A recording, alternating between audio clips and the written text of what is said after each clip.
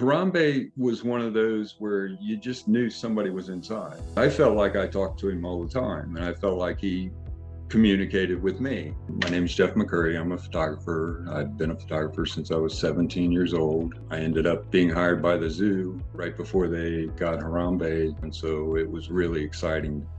Everybody was excited to see him, and I just ended up hanging out with him. Harambe memes are something that just caught me so off guard. I really didn't know much about memes. I knew all about Harambe from being with him, but all of a sudden my photos of Harambe were becoming these memes. And personally, I was just flattered. It's like, wow, people think my photo of Harambe is important enough to use to get their message out. I just spent years going around the greater Cincinnati area, taking pictures of whatever interests me. And one of the things that really interested me through the years was butterflies. I've taken butterfly pictures for many, many years. And that summer and spring, I wasn't finding any butterflies. And it was like, man, this is getting worse every year. People don't understand. This is real. They're disappearing. And so I thought, well, if anybody's going to have butterflies, it's the zoo. They have more flowers than anybody in this area. That's how I ended up at the zoo, and I just went ahead and went inside. And then I noticed they had baby gorillas, and I hadn't been to the zoo in over 10 years, and they hadn't had baby gorillas in 10 years. And so I started taking pictures of baby gorillas while I was there. And one day, one of the moms reached over and grabbed another baby that wasn't hers. So she's holding two babies. And I took a bunch of pictures, and everybody was really excited because I guess it was very rare. And somebody came up to me and said, "Hey, did you get a picture of that?" I said, "Yeah, several hundred. It's digital. You just go for it." And they said, "Well, would you send them, to our Facebook page at the zoo?" I said, "Sure." And so I sent them a picture, and I don't know how much longer they contacted me and asked me if I'd be interested in working for them as a volunteer photographer. When I'd go to take pictures of the baby gorillas, they would either be out or Harambe's group would be out. And he just had two girlfriends and no babies yet because he was young. And, instead of being disappointed and making him feel like, I just didn't want him to feel like, oh, like everybody else was walking in and say, "Oh, the babies aren't out," and they'd be disappointed. I'm like, "Oh, no, I can't."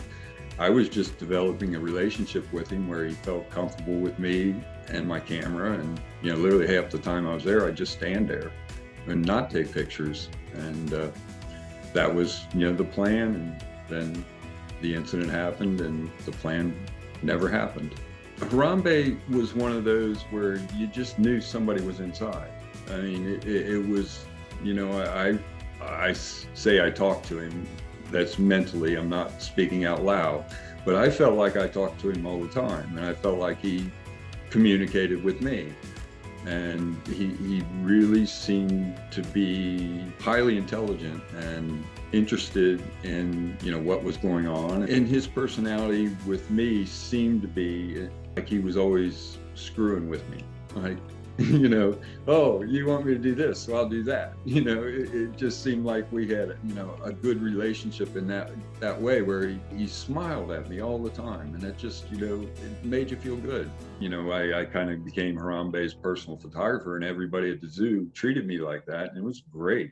And one day my boss came up to me and she said, "Jeff, Ron, the head gorilla keeper, just called me and told me that someday he wants to take you behind the scenes with Harambe." About a month or so later, maybe 6 weeks, I was at the gorilla exhibit, had been there all day, taking pictures and literally starting to pack up my stuff. And Ron walks by and grabs me and says, "Come on, Jeff, let's go back and see Harambe."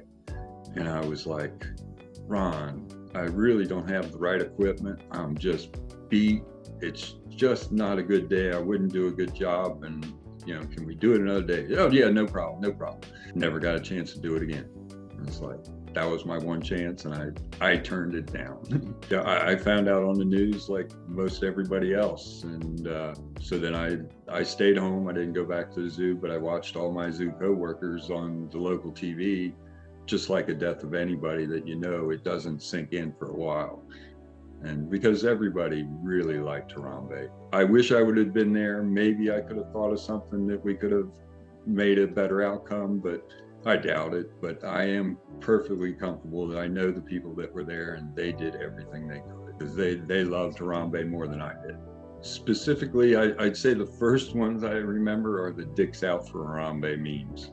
And I really would like to straighten that out. It's not what people think it is. And from my understanding, what it means is everybody, they were saying, everybody go get your guns with a long banana clip. That's what they call the "Dicks Out, and let's go save Harambe." And so it was nothing, that was supposed to be disgusting or anything. From my mind, it was like, no, this was a saying that has been used by the old gangsters for a long time. And so I wasn't offended by it, but apparently everybody else still is. Dicks out for Harambe. I do have definitely a favorite Harambe meme. I'm a lifelong atheist, and so to have Harambe, the meme for heaven, and everybody when they die, Harambe welcomes them to heaven, that just thrills me to death. I just love that. It's like, wow, my guy is welcoming everybody to heaven. What a great thing somebody thought of there. It's such a sad story. That's the first thing that got in, and everybody, I think, agrees, okay, Harambe, it wasn't your fault, we're sorry. He was a sympathetic figure from that, so that just makes it easier to use him to get your message across, because people aren't going to be offended by him. They're going to be, oh, that's Harambe. He's the most famous gorilla in the world. That's just blows my mind. It was like, Harambe, you did it. I wish you were here to know this. Oh, I think Harambe would love it. I think he would just be so happy. Him being more famous than King Kong right now would just be the, like I said, he smiled a lot, and I think he would smile really big for that. From a personal point of view, nothing could ever top this other than my son. It's been the greatest thing that could ever happen to a photographer. It just crushes me that the reason is because he was killed. And like I said, if I could meet him in heaven and say, Harambe, look what happened after you took off, it would just be the neatest conversation. And it's like, boy, I wish I was religious and was going there, because I really would like to show up to him and say, Harambe, I got something to show you. Look what happened. That would just be so fun.